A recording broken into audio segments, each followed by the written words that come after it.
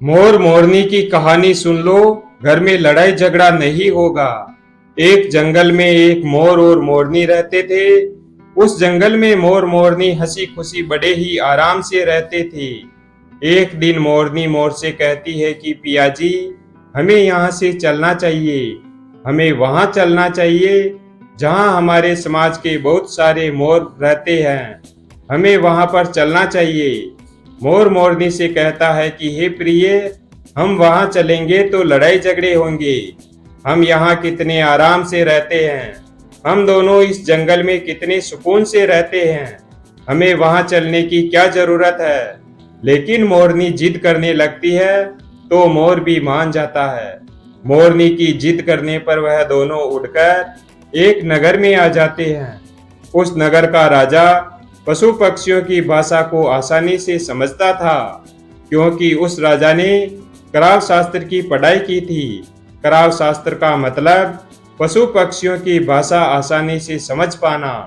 वह राजा सभी पशु पक्षियों की भाषा आसानी से समझ पाता था। दोनों मोर मोरनी उसी नगर में आ जाते हैं। एक दिन राजा अपनी रानी से कहता है, मुझे बहुत जोर से भूख लगी है, आप मुझे भोजन करा दीजिए। रानी राजा के लिए रसोई में जाकर एक थाली में दाल और चावल लेकर, दूसरे हाथ में पानी का लोटा लेकर राजा के पास पहुंचती है। और रानी जैसे ही खाने की थाली राजा के पास रखती है तो थाली से एक चावल का टुकड़ा नीचे गिर जाता है। वहीं पर नीचे चींटियां घूम रही थी, तो उनमें से एक चींटी उस चावल के टुकड़े को लेकर जाने लगती है। राजा बेटा इस सारी घटना को देख रहा था। उस चींटी के पास में तुरंत ही एक बड़ा चींटा आता है और वह चींटा उस चींटी से कहता है कि हे प्रिय, यह चावल का टुकड़ा मुझे दे दो और तुम जाकर राजा की थाली से दूसरा चावल का टुकड़ा उठाकर ले आओ। उन दोनों की बातों को राजा अच्छी तरह सुन रहा था, क्योंकि वह राजा हर पशु पक्षियों और जीव जंतुओं की भाषा समझता था। चींटी ने चींटा से कहा कि नहीं, मैं नहीं जाऊंगी। अगर राजा को इस बात का पता चल गया तो राजा मुझे मार डालेगा। फिर चींटा चींटी से कहता है कि तुम जाओ, राजा को पता नहीं चलेगा। चींटी जाने की कोशिश तो करती है, लेकिन आधे रास्ते से वापस चली आती है और चींटा से कहती है कि नहीं, मैं नहीं जाऊंगी, क्योंकि हो सकता है कि राजा को पता चल जाए और राजा मुझे मार दे। राजा उन दोनों को देख रहा था, तो चींटा को इस बात की शंका हो जाती है कि राजा हमारी बात को समझ रहा है। चींटा फिर चींटी से कहता है कि देखो, लगता है राजा हमारी बात को समझ रहा है। राजा ने हमारी बात सुन ली है, इसलिए राजा हम दोनों को देख रहा है।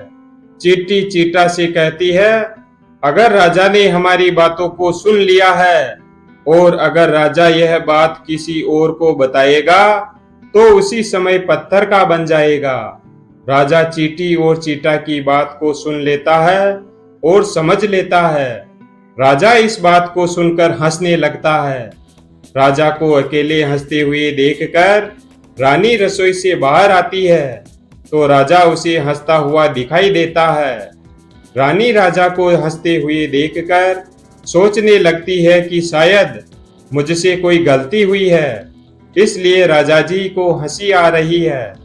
रानी राजा के पास आती है और कहती है, महाराज, क्या मुझसे कोई भूल हुई है जो आप इतने जोर से हंस रहे हैं? राजा रानी से कहता है कि नहीं नहीं, ऐसी कोई बात नहीं है, मुझे बस यूं ही हंसी आ गई। लेकिन रानी जिद करने लगती है और कहती है, आपको मुझे बताना ही पड़ेगा कि आप क्यों हंस रहे थे। राजा बार बार मना करता है, क्योंकि राजा को पता था कि चींटी ने कहा है कि अगर मैं चींटी वाली बात किसी को बताऊंगा तो मैं पत्थर का बन जाऊंगा। इसलिए राजा रानी को यह बात नहीं बताना चाहता था। लेकिन रानी बार बार जिद करती है और कहती है, अगर आप मुझसे सच्चा प्रेम करते हैं तो मुझे बताना ही पड़ेगा। अब राजा को कुछ समझ नहीं आता है और राजा सोचता है कि अब यह बात मैं रानी को बताऊंगा तो मैं पत्थर का बन जाऊंगा, और अगर मैं यह बात रानी को नहीं बताऊंगा तो रानी का मेरे ऊपर से विश्वास ही उठ जाएगा। अब राजा को रानी के हट के आगे झुकना पड़ता है, क्योंकि बाल हट और तिरिया हट दोनों के आगे अच्छे अच्छों को झुकना पड़ता है। अब राजा रानी को कहता है कि ठीक है, लेकिन सुनो रानी, अगर यह बात मैं तुमको बताऊंगा तो तुमको बाद में पछताना पड़ेगा। रानी कहती है कि अभी तो आप कह रहे थे कि कोई बात नहीं है, और अभी आप कह रहे हैं कि मुझे पछताना पड़ेगा। रानी सोचती है कि जरूर कोई रहस्य की बात है, इसलिए रानी अब और ज्यादा जिद करने लगती है। तब राजा कहता है कि चलो ठीक है, अगर आप नहीं मान रही हैं तो चलिए मैं किसी जंगल में चलकर यह बात बताऊंगा। अब राजा और रानी दोनों रथ पर सवार होकर जंगल के लिए निकल जाते हैं। जैसे ही वे दोनों एक घने जंगल के बीच पहुंच जाते हैं तो अब राजा रानी को सारी बात सुनाने लगते हैं। जैसे जैसे ही राजा रानी को थोड़ी थोड़ी बात सुनाता रहा, वैसे वैसे राजा पत्थर का बनता चला गया। जैसे ही राजा ने आधी बात रानी को सुनाई तो वह आधा पत्थर का हो गया। राजा रानी को कहता है कि हे रानी, मैं आधा पत्थर का हो गया हूँ, तुम बाद में बहुत पछताओगी। रानी ने कहा, हे महाराज, अब तो थोड़ी सी बात और बची है, वो भी मुझे सुना दो। राजा रानी को पूरी बात बताता है और राजा पूरा पत्थर का हो जाता है। रानी की इस जिद के कारण राजा पूरा पत्थर का बन जाता है। अब रानी घबरा कर जोर जोर से रोने लगती है। रानी उस पत्थर को इधर उधर हिलाने की कोशिश करती है, लेकिन वह भारी पत्थर को कैसे हिला पाती, क्योंकि राजा हट्टा कट्टा था। इधर राजा पत्थर का हो गया और उधर रानी जमीन पर सर पटक पटक कर रोने लगती है और सहायता के लिए इधर उधर देखकर जोर जोर से आवाज लगाती है। इस घटना को मोर और मोरनी दोनों देख रहे थे। रानी के विलाप को देखकर मोर मोरनी को रानी पर दया आ जाती है और मोर मोरनी से कहता है कि हे प्रिय, यह होता है तिरिया हट, तुम्हारे भी इस हट के कारण हम यहाँ आ गए। वहां पर हम कितने खुशी खुशी रहते थे। मोरनी मोर से कहती है कि प्रिय, यह रानी बहुत दुखी हो रही है, हमें इसकी मदद करनी चाहिए। यह कितना विलाप कर रही है, इसकी और मदद तो हम कर ही क्या सकते हैं, इसको हम हिम्मत तो बंधा ही सकते हैं। अब दोनों रानी के पास जाते हैं और जाकर रानी से कहते हैं कि रानी, जो आपके साथ हुआ वह तो गलत हुआ, लेकिन आप थोड़ा धीरज धरिए और अपने आप को संभालिए। आपके पीछे आपका पूरा राज्य है। अब राजा तो पत्थर का हो चुका है, अब आपके राज्य को आपको ही संभालना है। रानी मोर मोरनी की बात सुनकर कहती है कि मैं अपने आप को कैसे संभालूं, क्योंकि अब तो मेरा संसार ही उजड़ गया है, क्योंकि मेरे स्वामी तो अब पत्थर के बन चुके हैं। अब मैं क्या करूं? रानी की यह बात सुनकर मोरनी कहती है कि राजा पत्थर के कैसे हो गए? रानी मोर मोरनी को वही चींटी और चींटा वाली बात बताती है। जैसे जैसे रानी वह बात बताती है वैसे वैसे रानी पत्थर की होती जाती है। जैसे ही रानी ने पूरी बात बताई और रानी पूरी पत्थर की बन गई। अब मोर मोरनी दोनों बड़े दुखी हो जाते हैं। मोर मोरनी सोचते हैं कि यह नौबत हम पर भी आ सकती है, क्योंकि राजा भी उस चींटी चींटा की बात से पत्थर का हो चुका है और रानी भी इस बात से पत्थर की हो चुकी है। मोर मोरनी से कहता है, यह विपत्ति हम पर भी मंडरा रही है, क्योंकि स्त्रियों से कोई बात छिपती नहीं है। मोरनी मोर से कहती है, पियाजी, हम कहीं दूर चले क्या? मोर ने कहा, प्रिय, दूर जाने से क्या फायदा है, यह खतरा तो हम धरती के किसी भी कोने में चले जाएंगे तो भी हमें नहीं छोड़ेगा। यह तो हमारे ऊपर मंडराता रहेगा। अगर जाने अनजाने से भी हमारे मुंह से यह बात निकल गई तो हम भी पत्थर के बन जाएंगे। अब इस बात से मोर मोरनी दोनों चिंतित रहने लगे। न तो अच्छी तरह से वे खाना खाते, न अच्छी तरह से वो रहते। दोनों को यह चिंता मन ही मन खाए जा रही थी। अब मोर के दिमाग में एक विचार आया कि यदि मैं इन सारी चिट्ठियों को खत्म कर दूं तो यह विपत्ति भी टल सकती है। मोर मोरनी से कहता है, यदि हम दोनों इस सृष्टि से सारी चींटियों को ही खत्म कर दें तो हमारा यह संकट भी मिट जाएगा। मोर मोरनी इस बात से दोनों सहमत हो जाते हैं। मोर मोरनी सभी चींटियों को मारकर खाना शुरू कर देते हैं। अब मोर मोरनी का इतना आतंक मच गया कि चींटियां मोर मोरनी को देखते ही इधर उधर भागने लगती है और बिल खोदकर जमीन में उतर जाती है। मोर मोरनी दोनों इतना ध्यान रखते कि जिधर भी चींटियां दिखाई देती तो उसको तुरंत दबोच लेते। चींटियां इनके डर से बिल से बाहर भी नहीं निकलती, बिल के अंदर ही छुपी रहती। अब चींटियां भूखे मरने लगी क्योंकि भोजन तो बिल से बाहर ही मिलता है। अब जैसे ही चींटियां भोजन के लिए बिल से बाहर निकलती तो मोर मोरनी उनको मारकर खा जाती। अब एक चींटी और चींटा बिल के अंदर भूख से तड़पते हुए भगवान विष्णु का जाप करने लगे और भक्ति में दोनों इतने लीन हो गए कि उनको ध्यान ही नहीं रहा कि हम कहां पर हैं और कैसे हैं।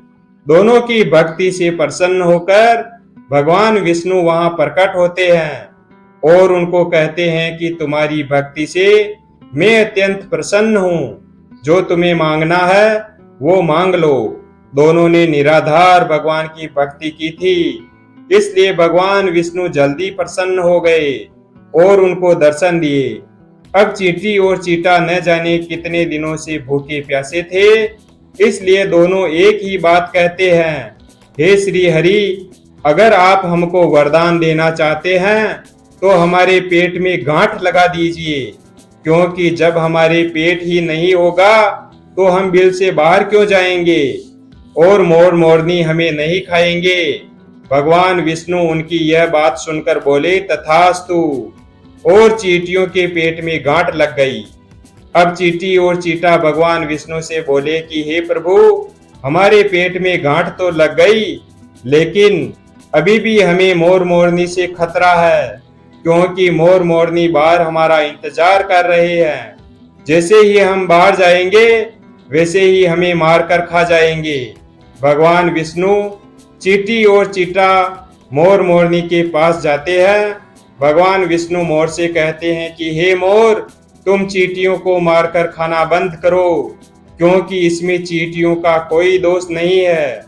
जो दोषी था वह राजा था, क्योंकि राजा ने कराव शास्त्र की पढ़ाई की थी, इसलिए वह सभी जीव जंतुओं और पशु पक्षियों की भाषा समझता था, उनका रूप बदलने में भी सक्षम था, उन पशु पक्षियों का रूप भी धारण किया करता था, और जब वह रूप धारण किया करता था तो उनके साथ रमण भी किया करता था, और जब वह पशु पक्षी गर्भ धारण करते थे तो राजा उन्हें छोड़कर वापस इंसान का रूप धारण कर लेता था।